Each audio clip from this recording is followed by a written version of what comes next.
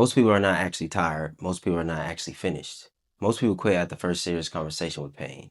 Can't Hurt Me by David Goggins is a book about what happens when you stop negotiating with weakness. David Goggins' Can't Hurt Me is part memoir, part war against mediocrity. It's about trauma, discipline, suffering, self-respect, the process of becoming mentally unbreakable. But the real reason this book hit so hard is because it exposes something most people don't want to admit.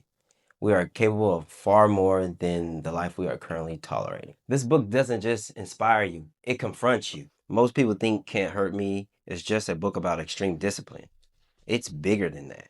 This book is really about identity.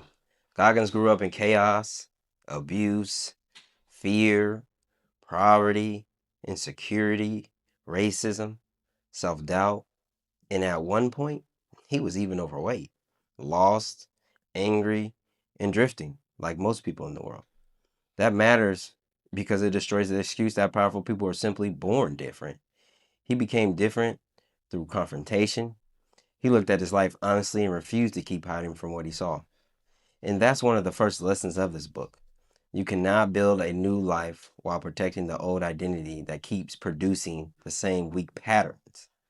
A lot of people want new results while staying loyal to the same mindset, same habits, same excuses, and same emotional comfort zone. That never works. One of the most powerful ideas in this book is the accountability mirror. Goggins used the mirror to force himself to face reality, not the polished version, not the excuse-filled version, the real version. It's excuses. He would write hard truths on sticky notes and put them on the mirror. What he was failing at, where he was weak, what he had not yet become. That's uncomfortable because most people avoid clarity when clarity hurts their ego. But the truth is, your life usually starts changing when your excuses stop sounding intelligent to you. That's why this part of the book matters so much. The mirror represents radical self-honesty, not shame, not self-hatred, self-confrontation. And a lot of people need that because you can't heal what you keep renaming. You can't grow past what you refuse to admit. This is where the book stopped feeling like entertainment and started feeling like a challenge. One of the most famous ideas from Can't Hurt Me is the 40% rule. The idea is simple. When your mind tells you you are done, you're only functioning at a fraction of your real capacity. Whether that number is literal or symbolic is not even the main point. This is the point. Your mind wants safety before greatness. It wants comfort before growth. It wants relief before transformation. And that's why so many people misread discomfort as danger. But discomfort is often just evidence that you've reached the edge of your weaker version of yourself. And that's where growth begins. The average person has trained themselves to obey feelings. Goggin trained himself to obey purpose. Another major lesson in this book is the idea of callousing the mind. Just like your hands toughen through repeated friction, your mind toughens through repeated difficulty. Not random suffering, not performative struggle, chosen hardship. Doing what is hard on purpose, staying consistent when you don't feel like it, keeping promises to yourself when nobody's clapping for you. That's how mental toughness is built. And this is important because people love the image of confidence, but they don't always want the repetitions that create confidence. Confidence is not magic, it is evidence. It comes from surviving things you once thought would break you. Hey, come over here for a second. Let me be real with you for a second. Most people hear everything I just said and go back to the same old habits tomorrow. That's the real battle. One of the more intense ideas in the book is Goggins' mindset of taking souls. Most people don't lose because they're incapable.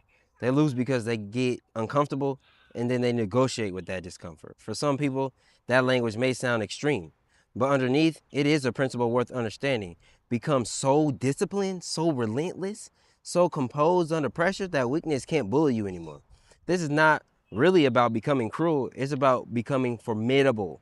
It's about building a standard where excuses, fear, and comfort stop dominating your decisions. That's what separates this book from soft motivation.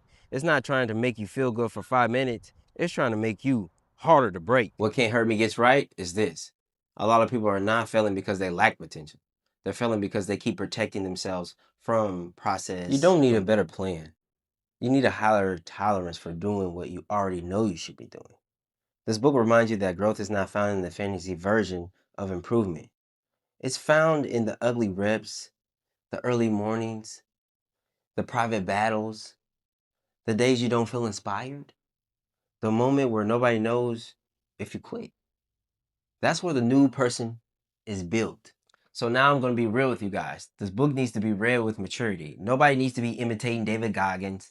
The goal isn't to be ego driven, reckless, and trying to destroy yourself, trying to prove something. The goal is actually to develop a deeper sense of resilience, accountability, and discipline, and the refusal to live below your capacity. My biggest takeaway from Can't Hurt Me is this: most people will hear this message and turn it into self destruction.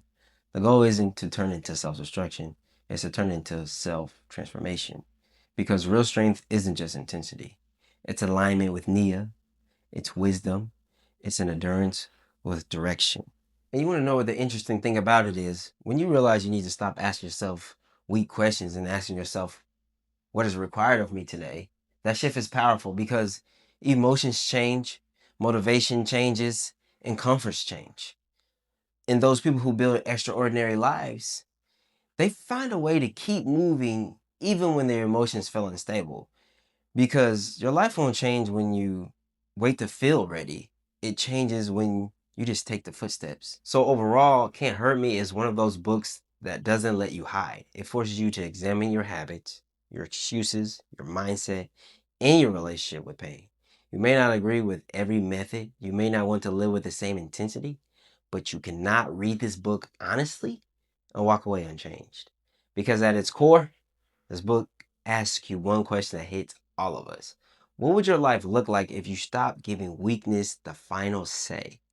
And that's why Can't Hurt Me is not just about a book of discipline. It's about the war against the version of yourself that keeps settling.